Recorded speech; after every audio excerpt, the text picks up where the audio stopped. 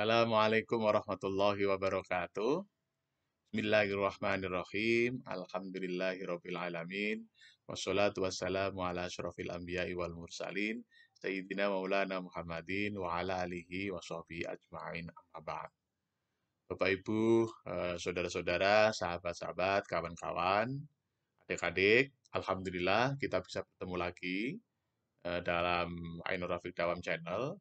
Untuk edisi yang ke-40 ini kita ingin menyampaikan atau terkait dengan yang sekarang sedang ramai, yaitu puncak ibadah haji yang saat ini hari Jumat ya. Kebetulan sekarang hari Jumat tanggal 8 Juli tahun 2022 itu bertepatan dengan hari Arafah. Hari Arafah di Saudi Arabia. Nah, Bapak Ibu yang kami hormati, sebagaimana kita ketahui bersama bahwa salah satu rukun haji yang tidak boleh ditinggalkan, tidak boleh tidak boleh tidak dilakukan, katakanlah begitu ya.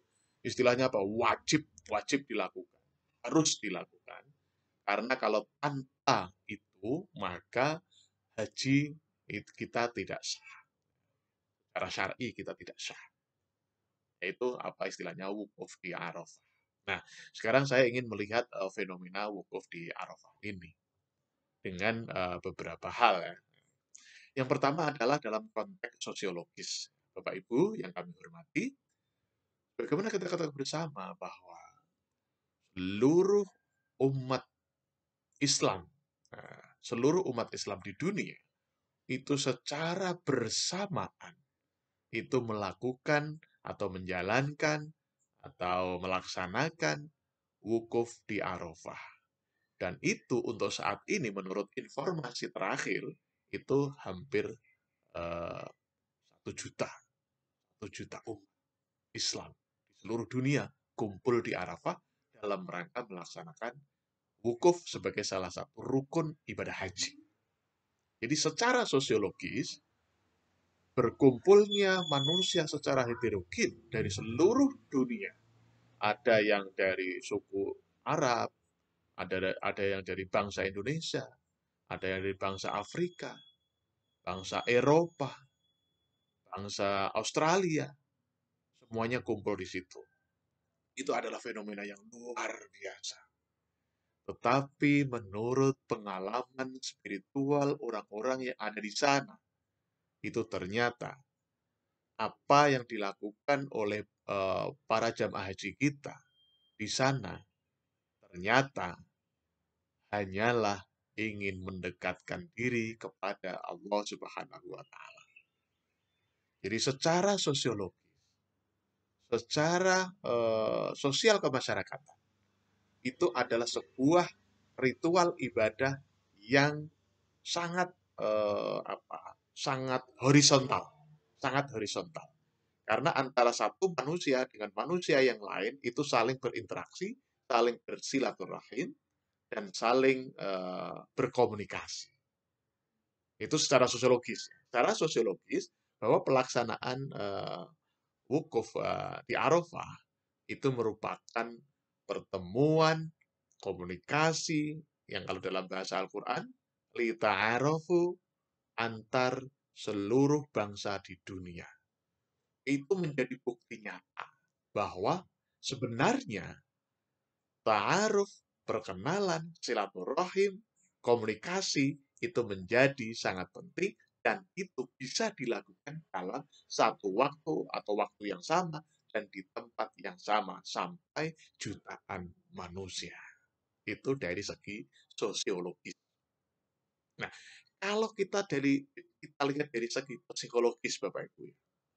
Kalau kita lihat dari segi psikologis mungkin ya psikologi masyarakat Indonesia atau jamaah Indonesia yang berasal dari Indonesia itu akan melihat ternyata umat Islam itu ternyata banyak sekali, ternyata saudara-saudara kita ternyata memiliki warna kulit yang beragam, memiliki bahasa yang beragam, memiliki pakaian yang beragam. Nah, Meskipun ketika wukuf di Arafah semuanya berpakaian warna putih semua.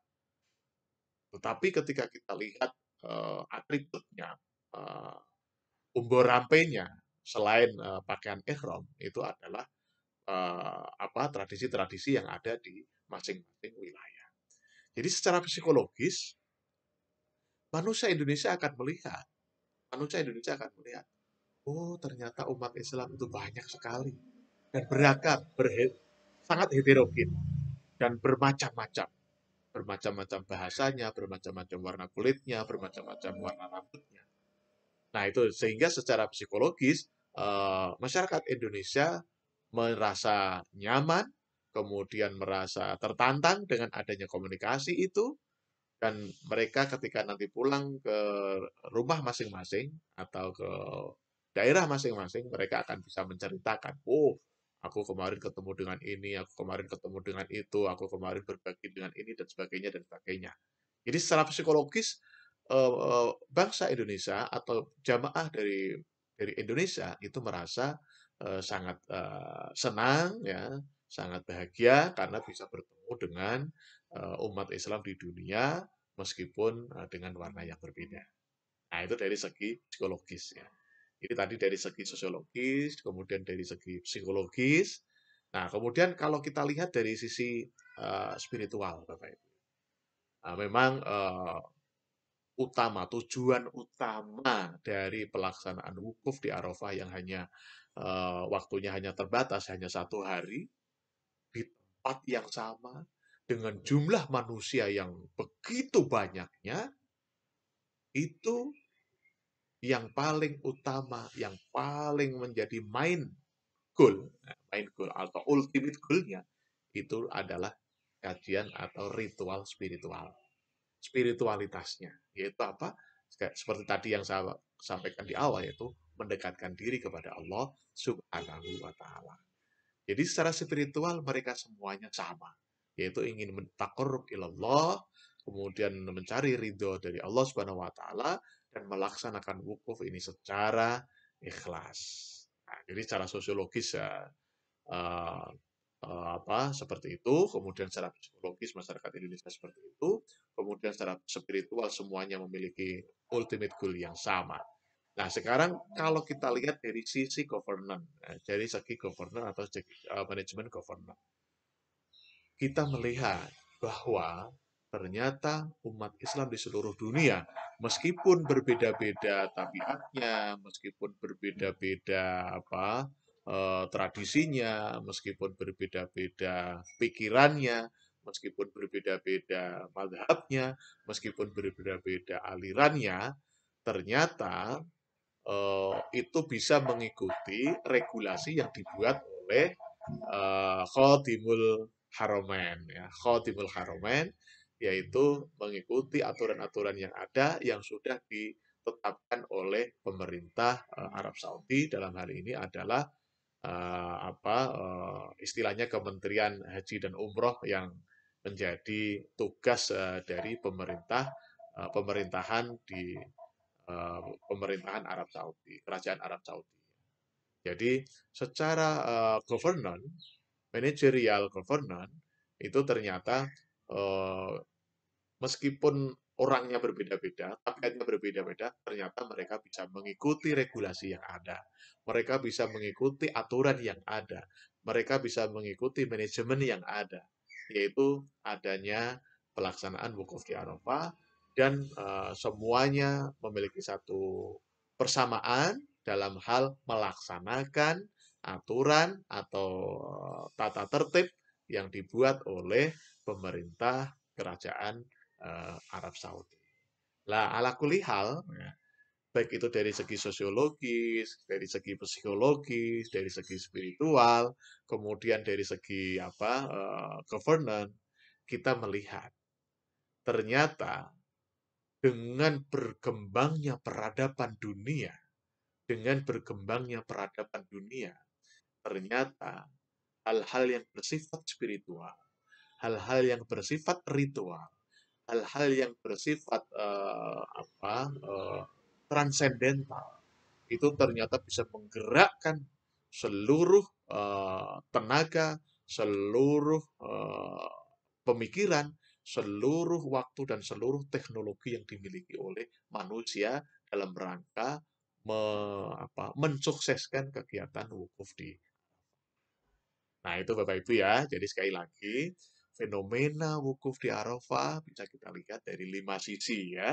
Sisi yang pertama adalah sisi psikologis, kemudian sisi sosiologis, sisi spiritual, kemudian sisi governance, dan yang terakhir adalah dari sisi peradaban manusia.